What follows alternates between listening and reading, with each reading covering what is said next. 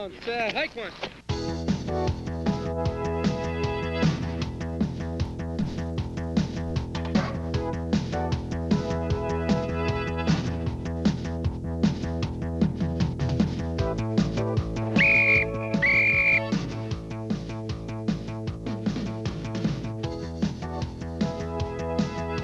This video deals with the basics of one of touch football's most difficult calls, pass interference. The majority of plays in touch football are pass plays. As a consequence, officials will be called upon to make judgments many times during a game as to whether or not pass interference has occurred. They will be expected to deliver the correct decision time after time.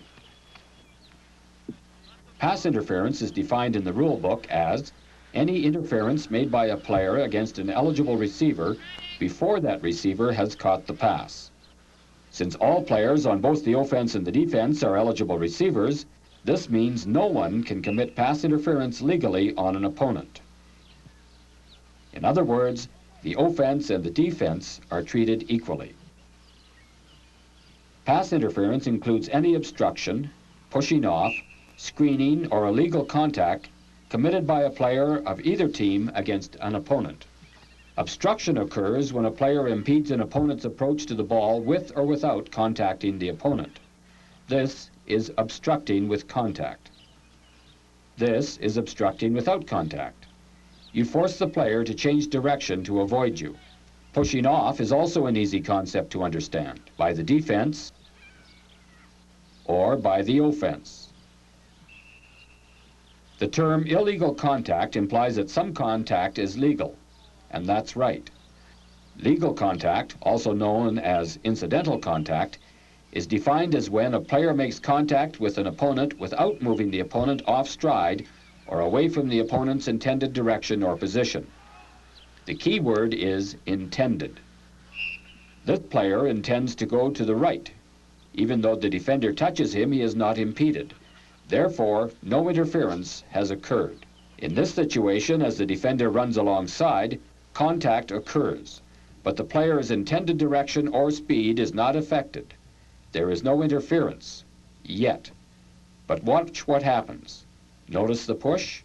This is considered illegal contact, technically known as bodily contact, which is when a player contacts an opponent in such a manner as to stop the opponent's forward motion, to push the opponent backwards, to knock the opponent down, or to move the opponent off stride or away from the intended direction or position.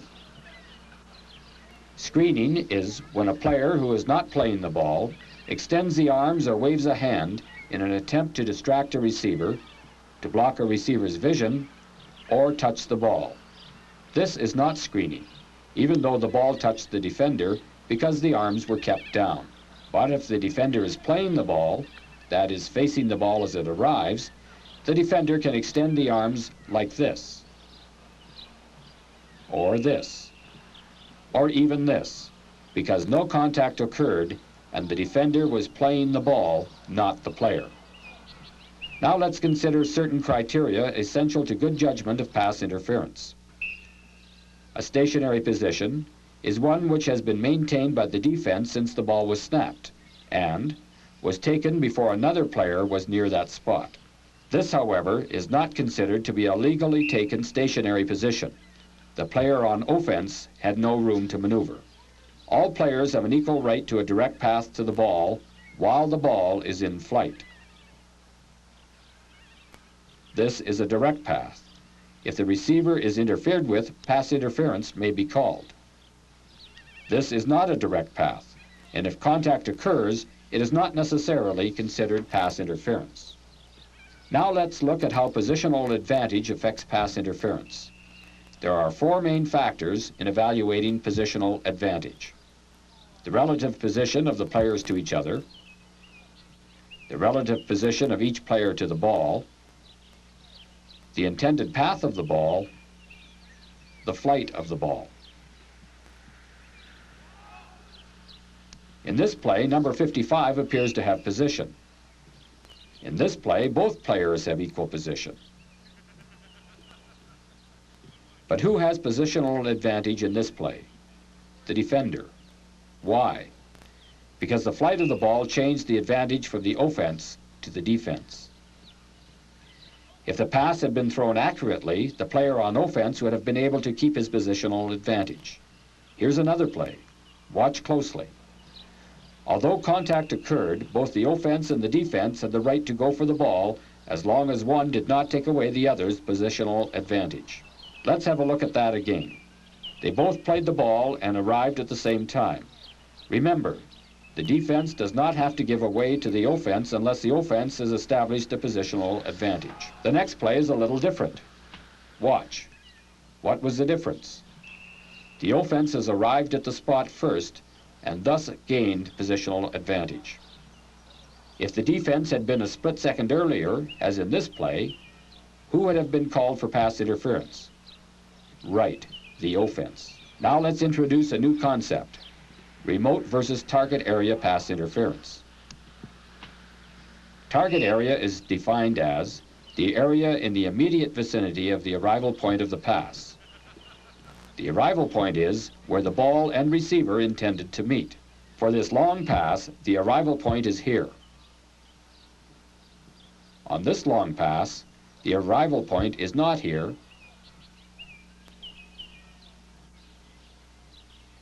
it's here. A good rule of thumb in deciding whether interference occurs in the target or remote area is, was the interference inside or outside a 5-yard radius from the arrival point of the pass? And did the player have a reasonable chance to get to the arrival point without the interference? Therefore, in this example, target area pass interference occurred. However, in this example, remote area pass interference took place. Remote area is defined as an area remote from the point to which a pass is thrown. In this situation, if we throw the ball to the inside receiver, any pass interference with the outside receiver is legal. Right? Not quite. If the pass interference occurred before the ball is thrown, like this, what has happened? The opportunity for the quarterback to throw the ball to that player has been taken away. This is illegal, so pass interference in the remote area has occurred.